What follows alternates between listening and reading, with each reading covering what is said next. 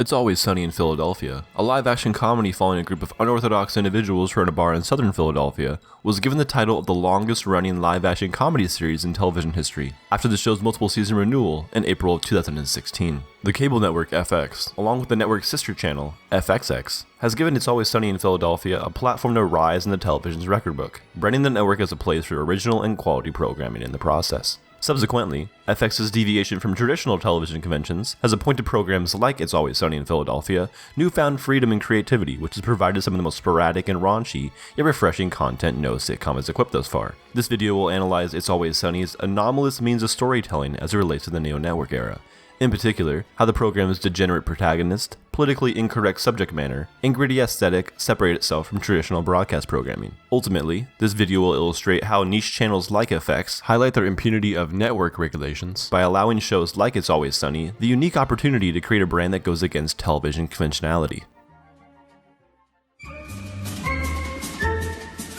It's Always Sunny consists of 5 main characters: Mac, played by Rob McElhenney, Charlie, played by Charlie Day, Dennis, played by Glenn Howerton, Sweet Dee, played by Caitlin Olsen, and Frank, played by Danny DeVito, otherwise known as The Gang. To the contrary of one of the characters being named Sweet Dee, the gang does not possess any sort of redeemable qualities and are instead corrupt in a plethora of ways. Dennis is a psychopath and extremely manipulative. His sister Sweet Dee is selfish, greedy, and prejudiced. Charlie is prone to emotional outbursts and lacks anger management.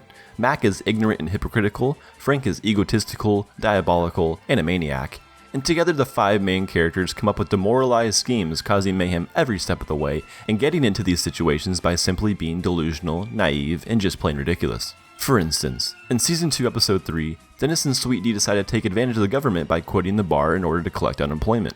When the two find out they can collect even more money by going on welfare, Dennis pretends to have a crack addiction, and Sweet Dee impersonates a mentally retarded individual in order to convince the welfare office they're eligible candidates. After finding out they need proper blood work, Dennis and Sweet Dee buy crack cocaine and subsequently develop a drug addiction after smoking it. This episode, along with copious others, have the gang or certain members of the gang getting into these situations solely by choice. Furthermore, while traditional programs tend to develop a more appealing cast mentally and physically over time, It's Always Sunny does the exact opposite. For example, Dennis's psychopathic behavior takes a turn into the uncanny in Season 6 Episode 3, when he explains to Mac that women are more inclined to have intercourse in a boat in the middle of the ocean when they fear for their safety. Because of the implication. Secondly, in Season 4 Episode 13, Charlie writes a musical that shares possible insight into his dark past. The script mentions a scene where the play's antagonist, the Nightman, pays a troll a fee in order to steal the child protagonist's soul while he is sleeping. The gang interprets this as a molestation scene though, and even Frank, who plays the troll in the musical, continuously misreads his line, shouting "boy's hole" instead of "boy's soul." You gotta pay the troll toll. If you wanna get into that boy's hole, you gotta pay the troll toll to get in. You want the baby boy's hole, you gotta pay the troll toll. You gotta pay the troll toll to get in. Lastly, Max surprisingly gains 50 pounds in between Season 6 and Season 7. In a behind-the-scenes interview with McElhenney, he explains the weight gain was intentional, stating, "I'd never seen a show in which the characters or the actors specifically tried to look worse as the show progressed. And I thought that if there was ever going to be a show in which that would make sense, then this would be it." The excessive amount of weight gain would definitely work out for his character, as Mac, who finds himself to be a muscular man, explains he is cultivating mass after the gang belittles him for being fat in Season 7 Episode 1. Nevertheless, through all the shenanigans, arguing, pranks, and backstabbing, the gang finds themselves back where they started, usually facing little to no consequences and learning nothing in the process, something that is rarely seen in the traditional television format. It's Always Sunny's characters being exceptionally egocentric and inconsiderate while possessing no redeemable qualities are brought on by the politically incorrect subject matter of the show. Along with some of the issues previously mentioned, the gang has cited numerous taboos over the years, including sexuality, race, terrorism, prostitution, Nazism, pedophilia, and abortion, while satirizing these issues to the utmost extreme. In Season 6, Episode 9, Mac, Dennis, and Frank look back at Lethal Weapon 5, a film they created in which Mac portrays African-American actor Danny Glover in blackface. This ensues a debate about the use of blackface in film and whether or not it is racist to use blackface. Frank and Mac agree that if portrayed the correct way, blackface is perfectly acceptable, citing Laurence Olivier in Othello as an example. Dennis does not agree, but in the process of explaining how a black individual could be offended by the use of blackface, speaks in an extremely stereotypical African-American voice and uses stereotypical African-American diction. Yeah, but I guarantee you there were some black people that were working on that movie that were like, hey, man, what that white man doing? Come on, that ain't right. Get a black man. Okay, so hold on. What kind of voice You're is doing that? a black voice and that's not racist? I'm just saying that's how black people talk. That's not racist. Later on in the episode, the three recreate their film, as Mac yet again uses blackface, influencing a teenager that Charlie is mentoring to put on blackface and wear to school. Other examples include Season 1, Episode 7, when Mac is insulted and later tries to seduce a mutual grade school coach who Charlie was supposed to be molested by.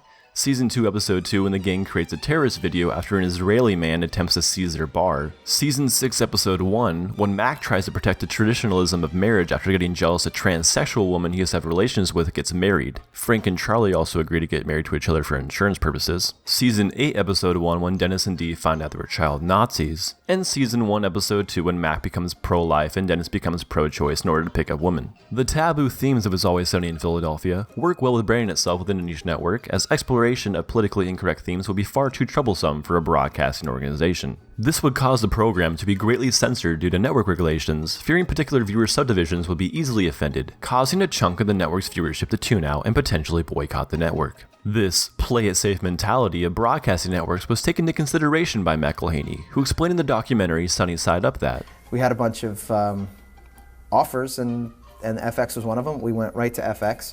The major reason we went with FX was they really got the show right from the beginning. You know, if you guys like this show, great.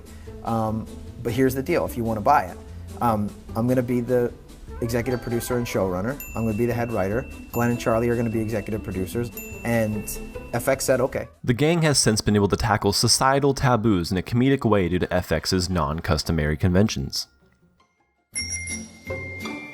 It's Always Sunny in Philadelphia's degenerate protagonist and politically incorrect subject matter are perfectly portrayed by the show's gritty aesthetic. The gang's bar, Patty's Pub, is a dive bar in a sketchy area of southern Philadelphia.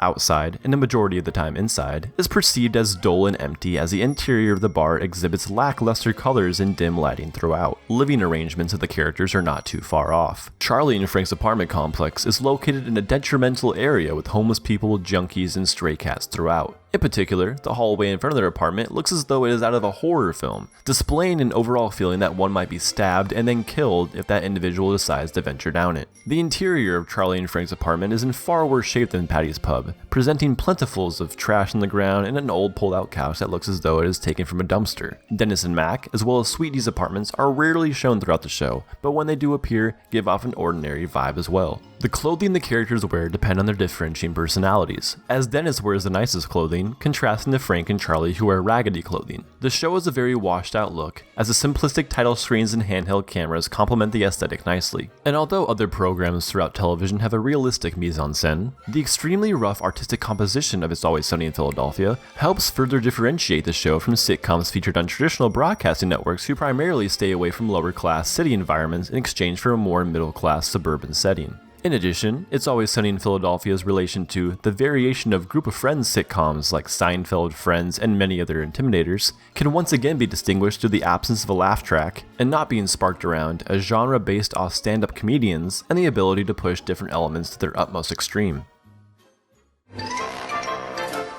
FX, a cable channel that is free from strict broadcasting network regulations, has given It's Always Sunny in Philadelphia the freedom and creativity to develop a program with an atypical means of storytelling. Through such characteristics as degenerate protagonist, politically incorrect subject matter, and a gritty aesthetic, It's Always Sunny in Philadelphia has been able to differentiate from the conventionality of traditional programming. Overall, FX's version of traditional television has allowed It's Always Sunny in Philadelphia the ability to appeal to a niche audience without fear of public backlash, leading a sitcom with such controversial subject matter into its own special place in television history.